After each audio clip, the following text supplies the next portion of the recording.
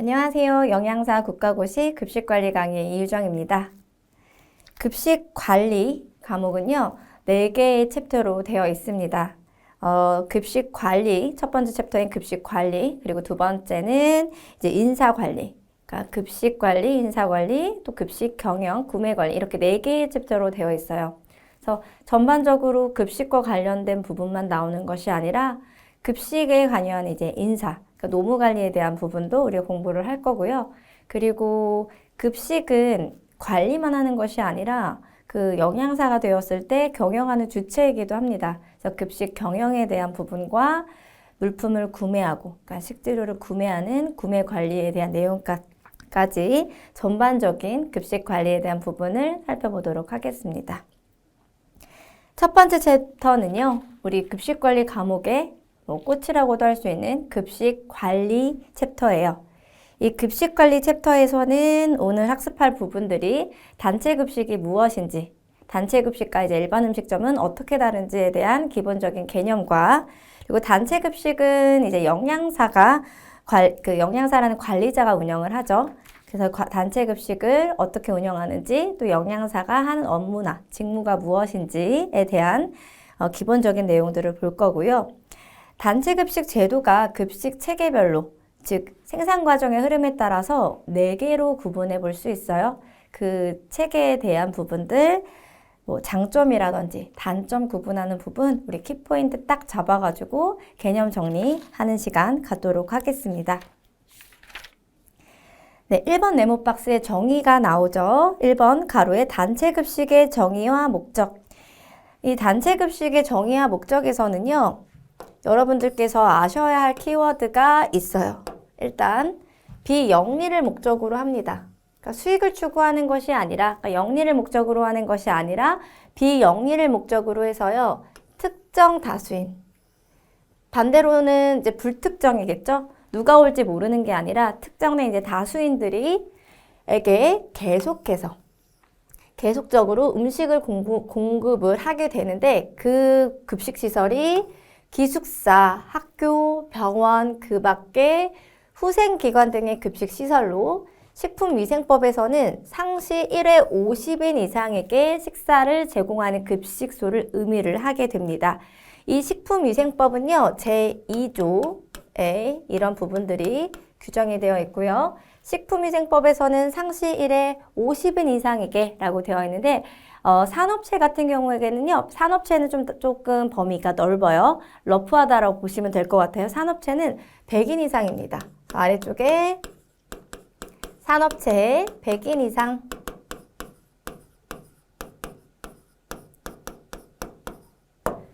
그래서 상시 1회 50인 이상에게 식사를 제공하는 급식소를 단체급식이라고 한다라고 봐주시면 되고요.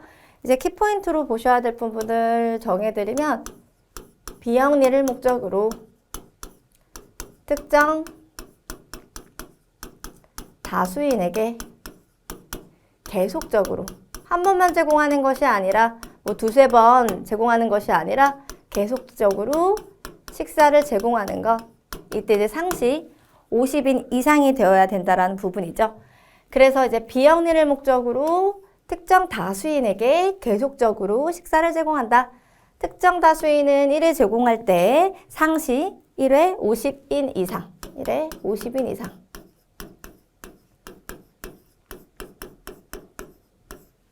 그냥 우리가 이 개념에 대해서 암기를 하게 되면 조금 문제가 나왔을 때 시험장에서 헷갈리실 수 있거든요. 그리고 단체급식은 여러분들 영양사면허를 취득하셔서 영양사로 근무를 하게 되었을 때 정말 기본적인 정의에 대한 내용이잖아요. 그러니까 비영리를 목적으로 특정 다수인, 그러니까 1회 제공 시 50인 이상 계속해서 음식물을 공급하는 급식시설이죠. 식품위생법 제2조에 규정되어 있고요. 상시 1회 50인 이상에게 식사를 제공하는 급식소를 의미한다. 산업체의 경우에는 100인 이상이다 라고 봐주시면 되고요. 단체급식의 목적 2가지 있어요. 크게. 일단 공통의 목적이 있고요. 그리고 고유의 목적이 있습니다. 공통 동그라미, 고유 동그라미. 공통은 전체적으로 단체급식의 목적을 적용할 수 있는 거죠. 일단 건강 증진을 도모하는 겁니다. 건강해지기 위해서 건강이 증진을 도모해서 피급식자, 급식을 제공받는 사람들의 영양을 확보를 합니다. 균형 있는 식사를 제공함으로써 건강 증진을 도모할 수 있겠죠. 또 급식을 함으로써 인간관계 육성과 도덕성, 사회성을 함양할 수 있고요. 피급식자에게는 휴식처를 제공할 수 있다라는 장점, 그리고 그런 목적을 갖고 있고, 또 피급식자의 가정, 지역사회에 대해서 공헌을 하게 됩니다. 가정에는 어떻게 공헌을 하게 되고, 또 지역사회에는 어떻게 공헌을 하게 될까? 네, 급식을 함으로써요. 단체 급식을 통해서 가정에서는 이렇게 식사를 차리지 않아도 된다라는 장점이 있기 때문에 편리성을 제공할 수 있고요. 그리고 비용을 절감을 할 수 있습니다. 가정에서 구매하는 것보다 단체로 박리담회로 구매를 해서 식사를 제공하는 것이 훨씬 비용적인 측면에서는 훨씬 좋고요. 지역사회에서는 자원, 우리 식재료라든지 이런 자원의 효율적이고 경제적 활용에 기여를 하게 된다라는 부분들이 있어요. 그리고 공통의 목적, 영양교육 및 영양지식을 함양할 수 있겠죠. 고유의 목적은요, 이제 각 급식 시설별로 이제 특징들을 갖는 건데요. 일단 영양 개선, 건강 증진을 통한 영양 개선,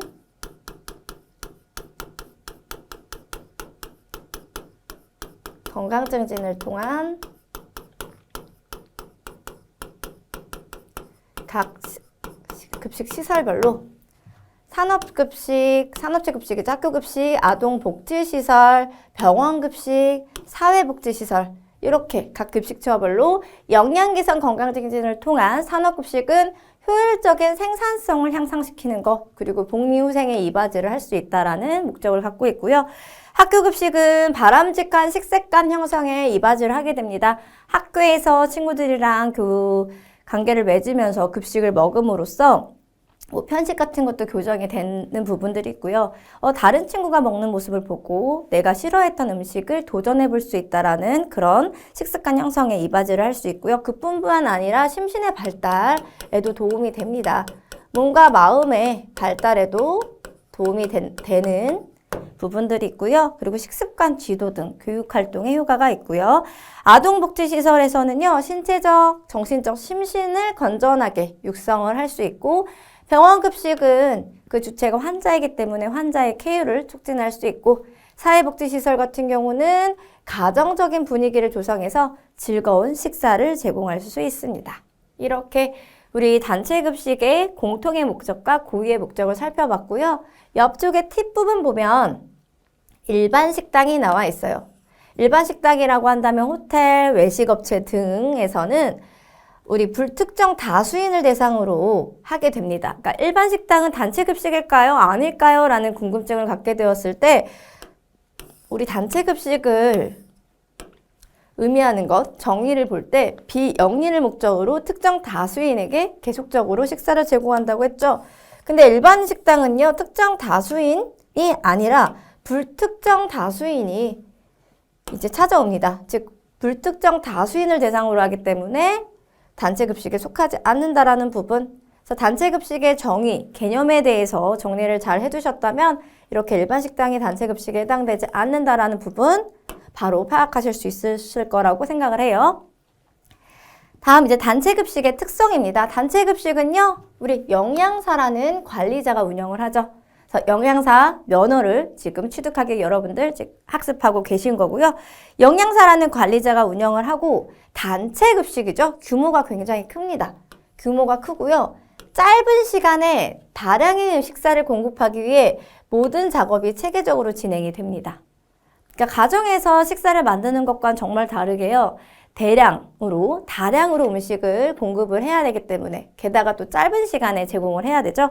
그렇기 때문에 모든 작업 체계적으로 진행된다라는 부분 봐주시고요. 그래서 집중 배식, 피크타임 배식을 하게 됩니다. 그래서 위쪽에다가 화살표 하나 쳐주시고 집중 배식, 피크타임 배식이라고 적어주세요. 집중 배식,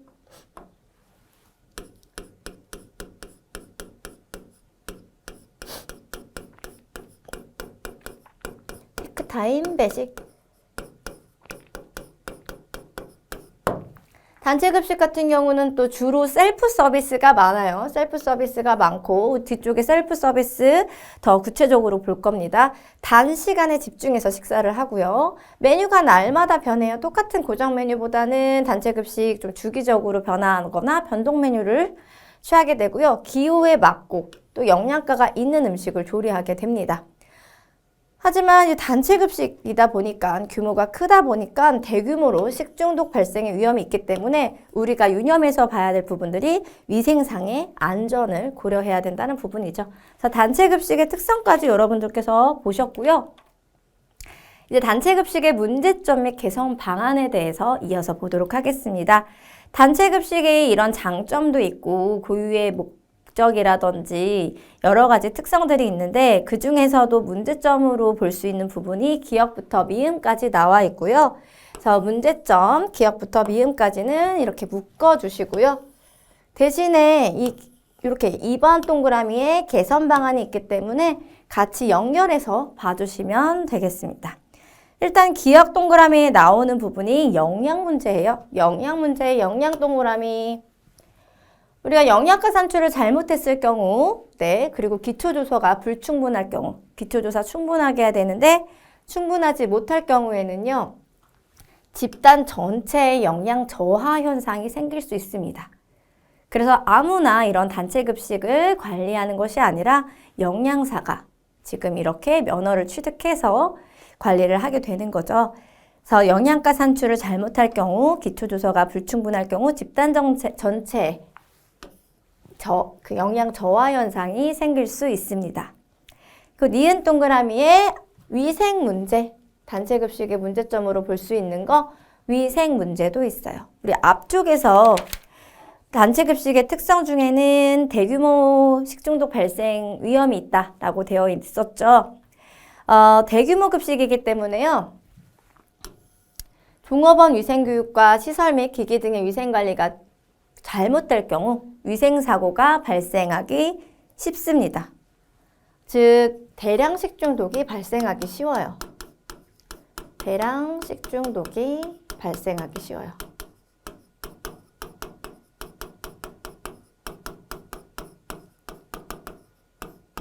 따라서 우리 지금 개선 방안 니은에 나와 있는 위생적인 급식 관리를 위해서 해썹을 적용하는 거죠. HACCP, 네, 해썹을 적용을 하는 부분들이 있고요. 개선 방안이죠.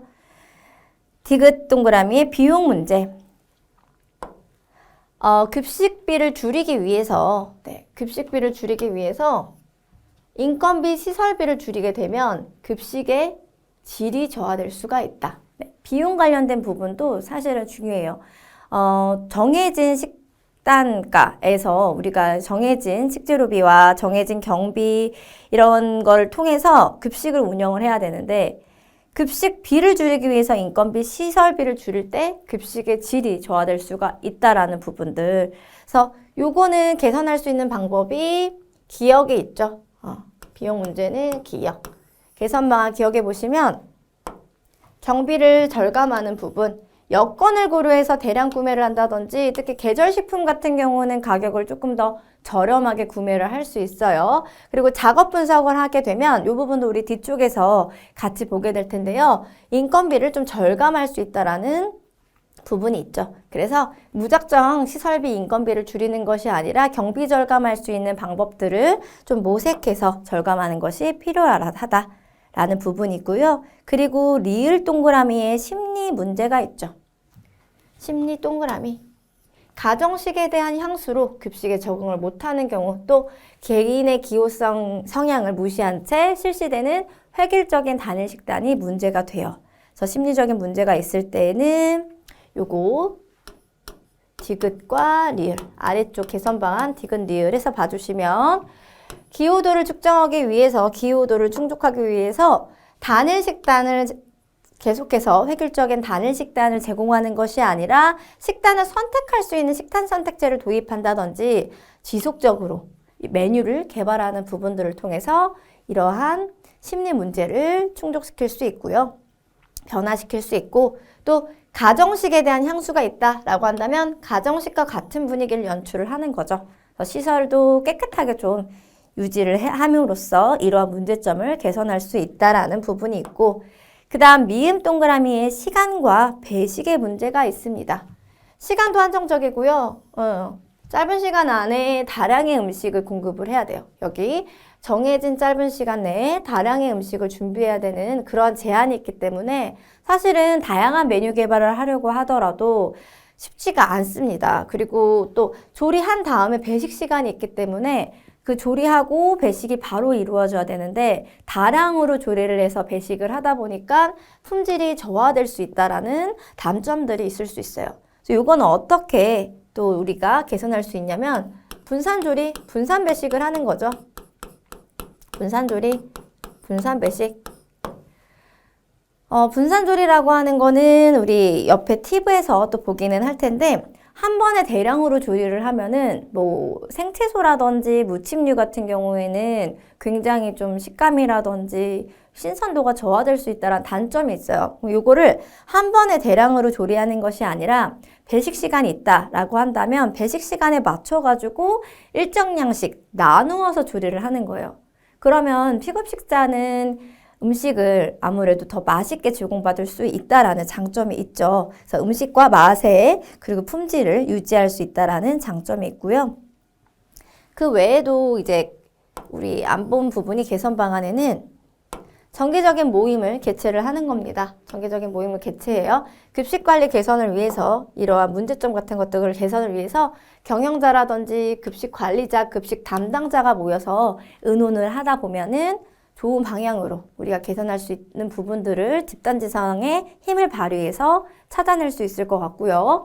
비읍 동그라미 시설의 쾌적성 유지와 사무관리의 전산화를 통해서 시설의 쾌적성 유지는 위쪽에서도 한번 나왔어요.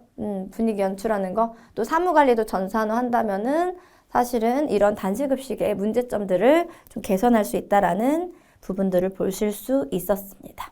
문제점과 개선 방안 이어서 봐주시면 쉽게 이해하셨을 거라고 생각을 합니다. 다음은 단체 급식 관리입니다. 관리. 이 단체 급식 관리는요, 관리 순환의 법칙을 좀 따라요. 관리 순환은 이제 사이클이 돈다고 보시면 되는데, 일단 계획을 하고요, 실시를 합니다. 그리고 평가를 해요. 계획, 실시, 평가. 단체 급식을 실시하기 전에 계획을 하고 실시를 하고 제대로 잘 수행되었는지 평가를 하게 되는 거죠. 그럼 여기에서 관리 기능을 조금 더 살펴보게 되면 계획, 실시, 평가 기능이 있습니다. 뭐 영양을 계획한다든지 영양 계획, 식사 계획, 식재료 운영 계획, 조리 작업 계획, 그리고 여기에다가 뭐 수요 예측, 얼마나 식사를 섭취하러 이제 피급식자가 방문할지에 대한 수요를 예측하는 거 다 계획에서 하는 부분들이고요. 실시는 그야말로 실시하는 겁니다. 식단을 작성하고요. 식재료, 단체급식 그 식단에 맞게끔 식재료 구입하고 구입, 조립, 보관, 배식, 설비 이거 다 실시 기능에 해당이 돼요. 평가는요. 뭐 급식수 관리, 급식을 얼마나 섭취하러 왔는지, 급식수 관리, 식사 상황, 조리 작업 시간, 위생 상태, 식품 구입 품목과 가격, 검식, 급식 실태 조사, 영양가 조사, 그리고 일지 작성, 재고 조사도 평가 기능에 해당이 됩니다. 일지 작성, 재고 조사. 그래서 단체 급식 관리는 계획, 실시, 평가의 기능을 갖고 있고 평가의 순환, 관리 순환 방식을 갖고 있고 계획, 실시, 평가에서는 이렇게 진행을 하고 있다라고 봐주시면 될 것 같아요. 영양 보충에서 보시면은 단체 급식소에서 기후도 조사를 실시하는 이유, 기후도 조사 왜 실시한다고 생각하세요? 그냥 영양사가 작성해서 식단 작성해서 급식을 이제 실행하면 되는데 왜 기후도 조사를 할까? 고객이 어떤 음식 선호도가 있는지 그 선호도를 파악을 해야 고객의 만족도도 높아지겠죠. 그래서 음식 선호도를 파악을 하기 위해서고요. 또 피급식자의 반응도도 조사를 하는 겁니다. 제가 이렇게 제공을 했을 때 이 음식을 정말 좋아할지 그런 반응도도 조사를 하고요. 기후도가 나는 낮은 음식을 계속적으로 영양사가 열심히 준비를 해요.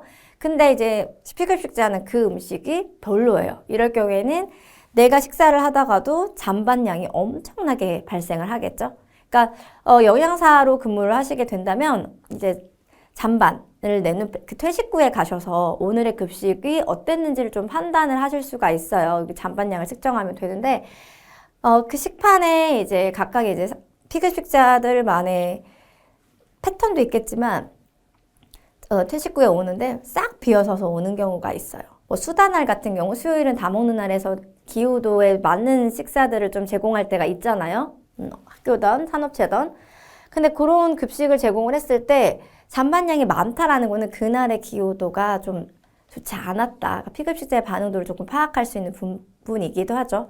근데 영양사로서 제대로 그 식단의 그 연령이라든지 성별 활동 강도에 맞춰가지고 식단을 작성을 했는데 그 식단에 맞게끔 작성한 그 음식들을 모두 다 섭취해야 피급식자의 건강에도 영양 개선에도 또 건강 증진에도 도움이 되는 거잖아요.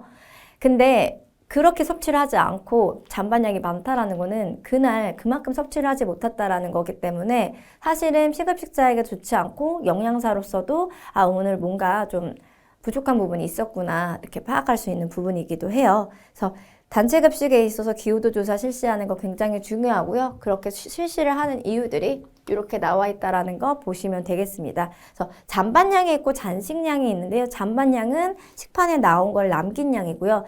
잔식량은요. 그러니까 섭취하진 않았어요. 배식하지 못하고 남은 양들을 의미하는 거기 때문에 잔반량인지 잔식량인지 보시면 될 것 같고 기후도가 조사가 잘 돼가지고 피급식자의 기후도에 맞게끔 식사가 제공되었을 때는 이 잔반량 자체가 감소하겠죠. 네, 이번 네모 박스의 단체 급식 제도에 대해서 보도록 하겠습니다. 이거 급식 체계별 유형이라고도 하고요. 생산 과정의 흐름에 따라서 4개로 구분할 수 있어요. 전통식 급식 제도, 네, 전통식 급식 제도, 그리고 중앙 공급식 급식 제도, 뒤쪽에 나오는 예비 저장식 급식 제도, 그리고 조합식 급식 제도 4가지 나오고요. 오늘은 4가지 급식 제도까지 보도록 할게요. 여기서 여러분들께서 중요하게 보셔야 되는 부분들은요. 유형이 4가지잖아요. 이 유형 4가지에 대한 특징 잡아서 봐주시고요. 4가지예요. 다시 지우고 쓰겠습니다.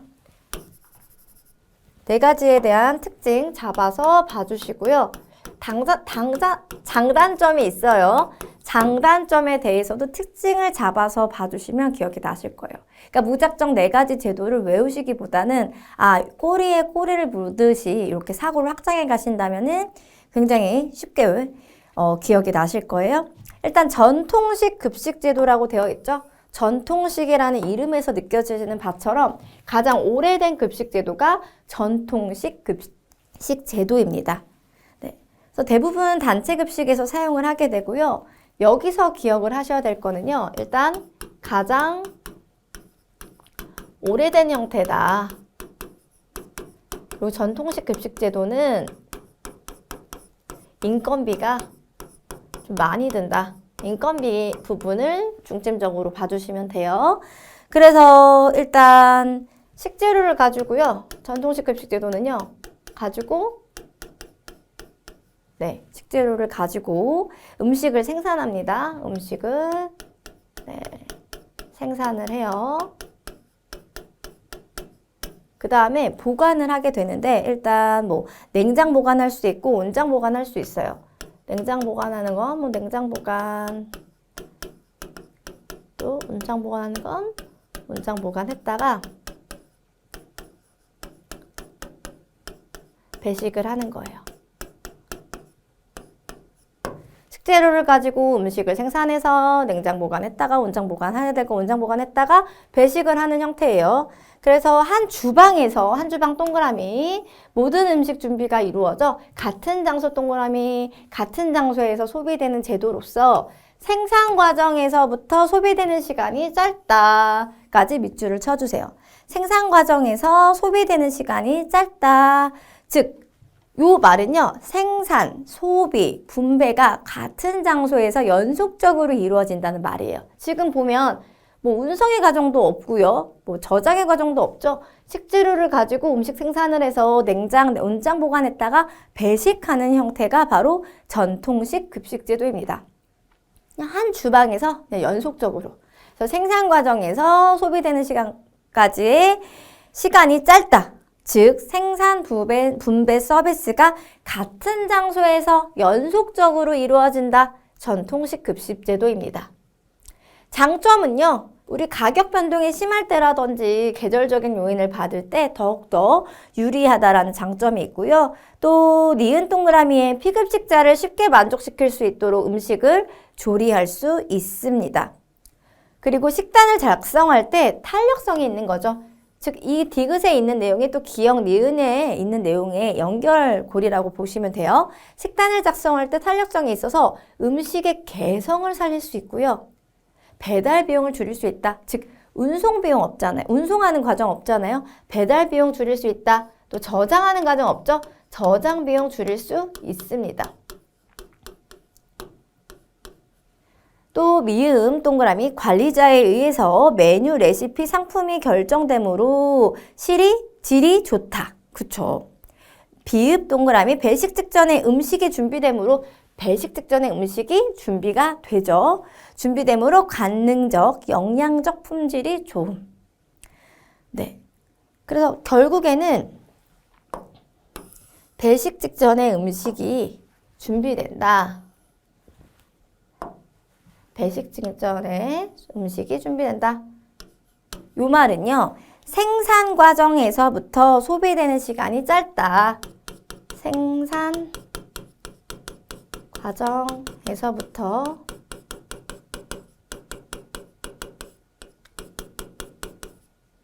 소비되는 시간이 짧다. 즉, 배식 직전에 음식이 준비가 되죠. 굉장히 짧죠. 그 소비되는 시간까지 짧기 때문에 뭐 운송을 하거나 저장을 하는 과정이 없어서 우리가 바로 만든 거 바로 섭취할 수 있게 준비가 되는 거예요. 그러다 보니까 관능적, 영양적 품질이 좋습니다. 근데 이때는 분산 조리 방법을 활용하는 것이 좋아요. 분산 조리 우리 위쪽에 나와 있거든요. 분산 조리 팁에 나와 있어요. 분산 조리는 한 번에 대량으로 조리하지 않고 배식 시간에 맞추어서 일정 양씩 나누어 조리하는 방식. 음식의 맛과 품질 유지를 할 수 있겠죠. 그러니까 안 그래도 전통식 급식 제도는 식재료를 가지고 음식 생산을 해서 냉장 보관, 뭐 차가운 음식은 차갑게, 따뜻한 음식은 따뜻하게 살짝 뭐 배식하기 전에 보관을 했다 배식을 하는 방법인데요. 바로 조리를 해서 보관하기도 해요. 그런데 음식을 따뜻하게 또는 만든 즉시 차가운 건 또 차갑게 배식을 하게 되는 형태인데 그럼에도 불구하고 분산 조리 방법을 활용을 하게 되면은 훨씬 더 음식의 맛과 품질을 유지를 할 수 있겠죠. 이런 장점을 갖고 있는 전통식 급식 제도의 단점이 있다면요. 갑자기 그날 급식을 제공하는 그날 음식의 수요가 과다한 거죠. 그러니까 갑자기 너무 많은 고객분들이 오세요. 그럴 경우에는 대처할 수가 없고요. 또 급식 수요가 갑자기 많은 피크타임일 경우에는 작업이 집중이 되다 보니까 작업 스트레스가 큰 거죠. 니은 동그라미 음식 생산을 위해 숙련된 조리원이 필요하다. 이 숙련된 조리원이 필요하기 때문에 숙련된 조리원이 장시간 필요해요. 생산을 위해서 장시간 필요하기 때문에 인건비 관련된 부분들은 되게 커진다. 디귿에서 이어서 보면 이거 작업입니다. 이거 작업이에요. 작업의 분업이 일정치 못하여 생산성 저하를 초래하고 노동 비용이 높아진다. 그러니까 딱딱딱 체계적으로 운영이 된다고 하더라도 갑자기 수요가 고객이 몰리는 그 피급식자가 몰리는 시기가 있고 수요가 과다할 때는 대처할 수 없다라는 부분들이 있기 때문에 인건비라든지 작업 스트레스라든지 이런 부분들 중요하고 전통식 급식 제도에서는 숙련된 조리원이라는 표현이 쓰인다라는 부분까지 정리를 해주시면 될 것 같아요. 다음은 이제 중앙공급식 급식 제도입니다. 중앙공급식 급식 제도, 중앙공급식, 중앙에 공동조리장이 있는 겁니다. 그래서 정의해 보시면 중앙에 공동조리장. 네. 급식 체계별로, 제도별로 각각의 이름들이 있잖아요. 전통적이니까 가장 오래되었구나, 숙련된 조리원이 필요하겠구나, 뭐 연속적으로 이루어지는구나, 생산에서 소비까지 시간이 짧구나, 이렇게 이어서 가주시면 되고, 중앙공급식 급식제도에서는 중앙에 공동조리장이 있다. 이 부분 중요하게 봐주시면서 내용 봐주시면 됩니다. 식품의 구입과 생산이 이루어지고, 네, 여기 중앙의 공동조리장에서요, 식품의 구입, 생산 모두 이루어집니다. 그 다음에 각 단위급식소로 운송을 하게 되는 거예요. 운반한 뒤 배식이 이루어지는 급식제도로 생산과 소비가 시간적, 공간적으로 분리되는 방법입니다. 생산과 소비가 시간적, 공간적으로 분리된다. 별표 하나 쳐주세요. 뭐가요? 중앙공급식 급식제도가요. 중앙공급식 급식제도 중앙에 공동조리장이 있고 거기에서 식품 구입 생산 모두 다 이루어지고 그 다음 각 단위급식소로 운반의 과정을 거친 다음 배식이 이루어진다. 그래서 요거는요, 식재료를 가지고 우리가 음식 생산을 하는 건 전통식 급식제도랑은 같습니다. 이렇게 음식 생산을 한 다음에 어떻게 하느냐? 우리 운반한다고 했죠? 운송을 합니다. 운송에다가는 별표 해주고요. 어디로 가느냐? 각각의 단위급식소로 가는 거예요. 단위급식소, 또 단위급식소, 단위급식소. 이렇게 운송을 단위급식소별로 한 다음에 바로 배식하느냐? 네, 재가열해서 배식을 하게 됩니다. 재가열, 배식. 재가열, 배식. 장점은 시설과 노동력이 절감이 되죠. 중앙의 공동조리장에서 모든 구입과 생산이 이루어지고 조리까지 이루어지기 때문에 시설이라든지 중앙의 모든 인력들이 배치가 되기 때문에 시설과 노동력 절감되고요. 또 최소의 공간에서 급식이 가능합니다. 모든 단위급식소마다 조리장을 설치를 하지 않아도 되기 때문에 최소의 공간에서 급식 가능하고요. 음식의 질과 맛을 통일시킬 수 있습니다. 한 곳에서 음식을 생산하죠. 중앙의 공동조리장에서 같은 음식들을 맛볼 수 있는 거죠. 또한 중앙의 공동조리장에서 식품의 구입 생산이 이루어지죠. 네, 식재료의 대량 구입을 하다 보니까 훨씬 더 식재료비가 절감된다라는 효과가 있죠. 하지만 이런 장점에도 불구하고요. 단점이 있어요. 단점은 중앙공급식 급식제도의 단점, 중앙의 투자 비용이 많이 듭니다. 중앙의 투자 비용 많이 들고요. 중앙 공급식이니까 또 운송시설. 우리 중앙공급식 급식제도는 식재료를 가지고 음식 생산해서 운송한 다음 단위급식소로 다 이제 운송이 되잖아요. 운송시설에도 투자가 필요한 거죠. 그리고 음식을 운송을 하다 보니까 배달할 때 음식의 안전성 문제, 식중독이 발생할 수 있다라는 단점이 있습니다. 그러니까 운송을 하면서 이 안에서도, 이 차량에도 그 온도가 유지될 수 있도록 하는데 혹시라도 늦어질 때, 차가 막힐 때, 사고가 날 때, 이럴 때는 급식 안전성에 문제가 있겠죠. 시간 온도 관리가 제대로 안 될 경우에는요. 네, 그런 부분들이 있고요. 그 외에도 리을이라고 적을까요? 적으면은 단위급식소에서는 재가열해서 배식을 한다고 했잖아요. 단위급식소에서는요. 재가열 장치가 필요합니다. 그러니까 투자 비용이 더 드는 거죠. 재가열 장치가 필요합니다. 장치 필요. 그리고 운송이 늦어질 경우에는 이제 이런 안전성 문제도 있지만 원활한 급식이 어렵고요. 그리고 영양교육이 좀 잘 안 된다라는 부분이 있습니다. 그래서 공동조리교 그리고 단위급식소 이렇게 구분해 볼게요. 뭐 공동조리장, 단위급식소 이렇게 구분해서 보면 공동조리장, 공동조리교의 장점은요. 대량 구매해서 생산을 하게 되고 또 표준화된 조리 방법을 사용하다 보니까 식재료비를 절감시킬 수 있고 맛이 통일된다라는 부분 계속 우리가 봤던 부분이에요. 그런 부분이 있고요. 단위급식소의 장점은요. 아무래도 중앙의 시설비라든지 이런 것들이 다 투자가 되다 보니까 시설 투자비가 좀 적게 들고요. 최소 공간에서 급식을 가능하다라는 부분이 있어요. 이거 장단점에서 봤던 내용을 제가 다시 공동조리장 그리고 단위급식소로 나눠서 말씀드렸던 부분입니다. 다음은 예비저장식 급식 제도입니다. 예비저장식 급식 제도, 조리저장식 급식 제도라고도 해요. 그래서 여러분들께서 이런 거는 아래쪽에 또 나와 있긴 한데 그래도 같이 연결해서 보실 수 있도록 조리저장식 급식제도라고 적어주세요. 예비저장식 급식제도, 조리저장식 급식제도는요. 음식을 조리한 직후 바로 냉장, 냉동하는 겁니다. 냉장, 냉동, 동그라미.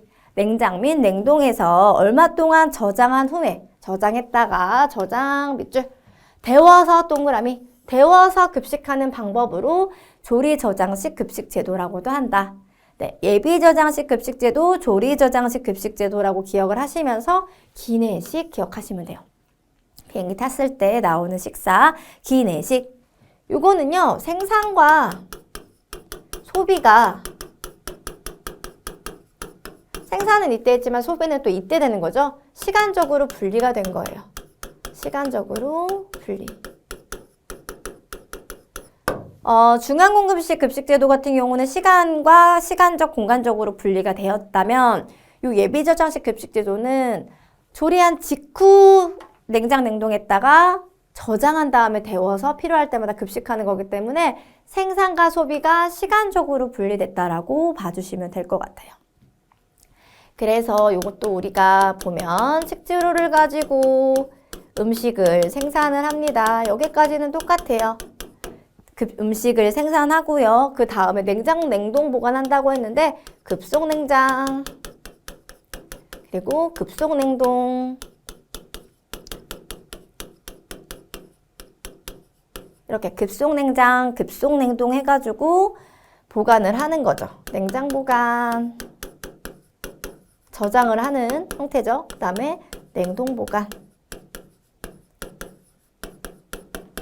그 다음 데워서 배식이라고 했으니까 어떤 과정이 있냐? 재가열해서 배식한다. 그래서 비행기를 탔을 때 기내에서도 이렇게 예비저장식 급식제도, 조리저장식 급식제도를 활용해서 데워서 재가열해서 비행기 내에서 기내식을 제공받을 수 있는 거죠. 장점은요, 일단 미리 만들어 놓잖아요. 그러니까 인력을 좀 효율적으로 배치할 수 있고요. 잔식이 좀 줄어듭니다. 잔식이 줄어들기 때문에 식재료비를 절감할 수 있다라는 부분이 있어요. 잔반이랑 잔식 다르다고 했어요. 장점 일단은 노동력 집중 현상이 없습니다. 노동력 집중 현상이 없다. 이 노동력 집중 현상과 관련된 부분은 전통식 급식제도에서 보셨죠? 또 고임금의 숙련된 조리사 대신에 미숙련 조리사를 채용함으로써 경비가 절약이 됩니다. 숙련된 조리사가 필요 없어요. 미숙련된 조리사도 충분히 할 수 있어요. 인건비, 경비 절약되고요. 대량의 식재료 구입을 해서 만들었다가 저장해서 데워서 급식하는 거니까 대량의 식재료 구입해서 식재료비가 절감되고요. 생산과 소비가 시간적으로 분리되므로 계획 생산이 가능합니다. 이렇게 장점이 있고요. 단점은요. 우리 급속냉동, 급속냉장 해야 되는 부분, 냉장 보관, 냉동 보관해야 되기 때문에 냉장고, 냉동고, 재가열 기기 등 초기 투자 비용이 많이 들어요. 또 냉동, 냉장, 재가열할 때요. 바로 전통식 급식제도처럼 음식을 생산해서 바로 섭취하는 것보다는 음식의 품질 변화, 미생물학적, 관능적인 변화가 있을 수 있죠. 오히려 바로 한 음식보다는 맛이 없을 수는 있어요. 그리고 보관을 함으로써 비생물적인 변화도 있을 수 있고요. 그런 부분들이 있다라는 것, 이런 내용들을 보시면서 정리하실 수 있었을 거라고 생각을 하고요. 다음 네 번째 가로의 조합식 급식제도입니다. 조합식 급식제도는요, 편의식 급식제도라고도 해요. 같이 적어주세요. 편의식 급식제도. 이 편의식 급식제도는요, 생산의 과정이 없다라고 옆에다가 적어주세요. 즉, 식재료를 가지고요, 원래 음식 생산을 해야 되는데 가열을 해서요, 가열해서 조합식 급식제도죠. 조합하는 거예요. 조합을 어떻게 하느냐? 1인분 화 해가지고 배식을 하는 겁니다. 굉장히 간단하죠? 그래서 생산의 과정이 없다라고 기억해 주시면 돼요. 식품 제조업체나 가공업체로부터 완전 조리된 음식을 구입해서 배식하는 형태로 소규모의 경우에는 많이 사용을 하게 됩니다. 그래서 어떤 것만 필요하면요. 아까 전에 우리가 생산 과정이 없다고 했죠. 저장, 그리고 조립, 가열, 배식, 요 기능만 필요한 거예요. 장점은요, 음식의 분량 통제가 정확하고요, 철저하고요, 낭비가 없습니다. 낭비가 없어요. 1인 분량이 통제가 가능하기 때문이죠. 1인분화해서 하기 때문에. 그리고 생산을 하지 않기 때문에 안 한다라는 건 전처리 과정이 필요 없죠. 없음. 그러니까 완전 조리된 음식 뭐 구입하는 거죠. 예를 들면은 즉석밥 같은 거가 해당을 하는 거고요. 니은 동그라미 시설비 관리비가 적게 든다. 노동력과 시간이 절약된다. 즉 우리 지금 보시는 것처럼 조합해서 배식하기 때문에요. 숙련된 조리원이 필요가 없습니다. 최소한의 조리 작업만, 뭐 조리 작업이라고 해봤자 가열인 거죠. 하지만 요 조합식 급식제도, 편의식 급식제도도 단점이 있습니다. 인건비는 저렴은 해요. 인건비가 저렴하지만 상품화된 것, 그러니까 완전 조리된 음식을 구입하다 보니 비용이 좀 많이 든다라는 단점이 있죠. 뭐 상품화된 거라는 거는 가공이라든지 반가공식품 혹은 냉동식품 같은 것들이 해당이 됩니다. 니은 동그라미 피급식자의 영양과 기후 및 식상 고려가 안 됩니다. 그리고 메뉴 제공에 있어서도 한계가 있죠. 메뉴 제공에 한계. 디귿 동그라미 구입한 식재료의 저장 공간 필요합니다. 완전 조리된 음식을 구입해서 저장해놨다가 1인분화해서 배식을 해야 되기 때문에 저장 공간 필요하고요. 또 마지막으로 단점은요. 요거 병원급식에 활용할 수 있을까요? 병원급식에는 환자식에는 활용할 수 없죠. 그래서 병원급식과 개별적인 환자 치료식에는 적합하지 않다라는 부분까지 봐주시면 될 것 같습니다. 자, 우리 오늘 여러분들께서 단체급식의 정의와 특성, 그리고 문제점, 어떤 문제점이 있는지, 그리고 급식 체계별 유형에 대해서도 4가지 정리하셨는데요. 각각의 특성들 좀 고려해가지고 장점과 단점 잘 정리해 주시고요. 무작정 외우시기보다는 이러한 이름과 흐름, 장단점 연결해서 봐주시길 바라겠습니다. 오늘 강의는 여기서 마치겠습니다. 감사합니다.